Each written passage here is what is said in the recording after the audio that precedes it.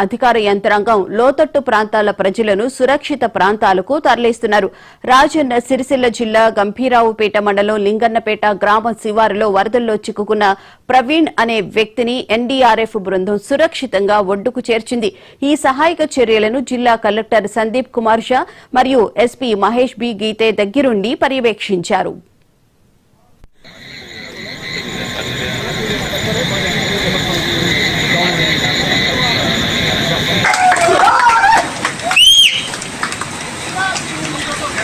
Light.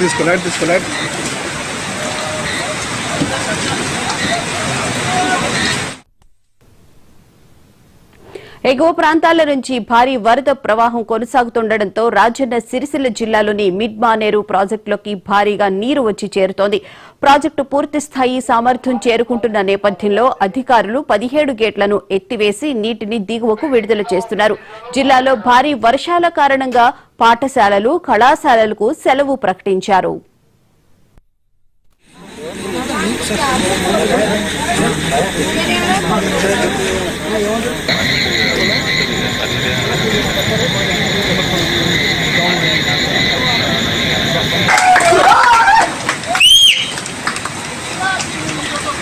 Light.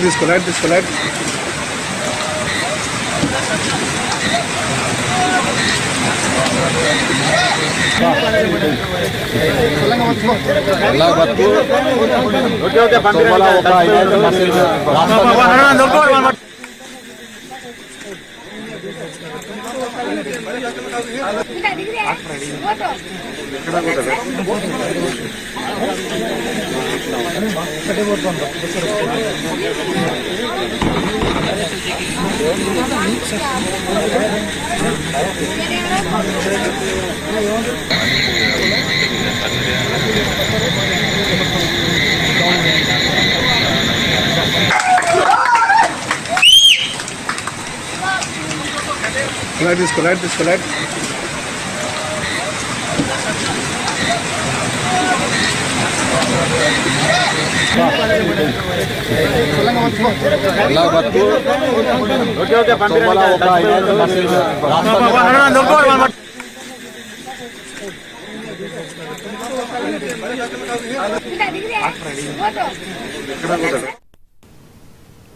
ఉమ్మడి కరీంనగర్ జిల్లాలో కుండపోత వర్షాలు కురుస్తున్నాయి. దీంతో అప్రమత్తమైన అధికార యంత్రాంగం లోతట్టు ప్రాంతాల ప్రజలను సురక్షిత ప్రాంతాలకు తరలిస్తున్నారు.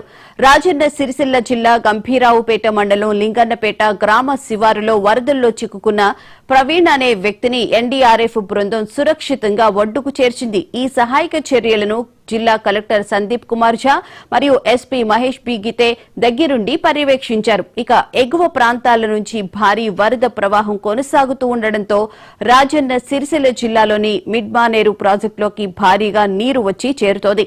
ప్రాజెక్టు పూర్తి స్థాయి సామర్థ్యం చేరుకుంటున్న నేపథ్యంలో అధికారులు 17 గేట్లను ఎత్తివేసి నీటిని దిగువకు విడుదల చేస్తున్నారు. జిల్లాలో భారీ వర్షాల కారణంగా పాఠశాలలు, కళాశాలలకు సెలవు ప్రకటించారు. ఇదే అంశానికి సంబంధించిన పూర్తి వివరాలను మా ప్రతినిధి రామకృష్ణ నడి తెలుసుకుందాం. రామకృష్ణ, చెప్పండి, ప్రస్తుతం ఉమ్మడి కరీంనగర్ జిల్లాలో పరిస్థితి ఏంటి? అలాగే మిడ్ మానేరు కి వరద ప్రవాహం ఎక్కువగా ఉన్న నేపథ్యంలో అధికారులు ఎలాంటి చర్యలు చేపట్టడం జరిగింది? ఉమ్మడి కరీంనగర్ జిల్లా వ్యాప్తంగా గత 2 రోజులు చూస్తున్నటువంటి భారీ వర్షాలకు అన్ని ప్రాజెక్టులు దాదాపుగా నిండిపోయాయి.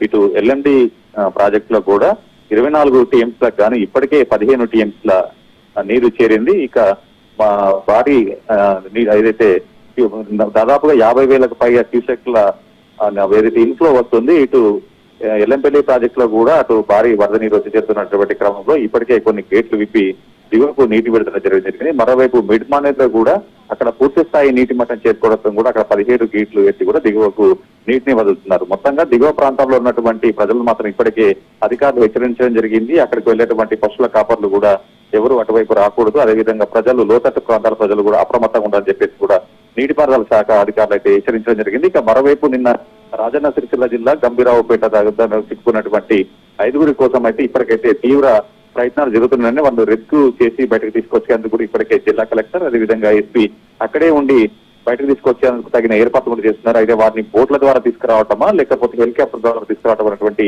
ప్రత్యామ్నాయాలను మాత్రం వాళ్ళు చూస్తున్నారు. ఎందుకంటే హెలికాప్టర్ ద్వారా తీసుకురావడం గురించి నిన్నటి నుంచి అటు కేంద్ర హోంశాఖ సహాయ మంత్రి ఇప్పటికే రక్షణ శాఖ మంత్రి రాజ్నాథ్ సింగ్ తో మాట్లాడడం జరిగింది.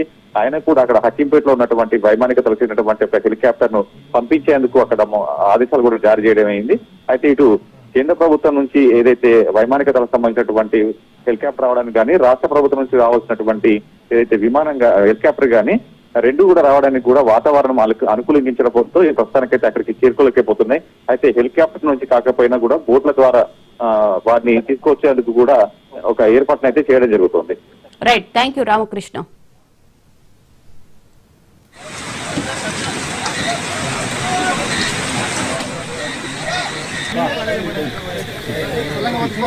అల్లాహ్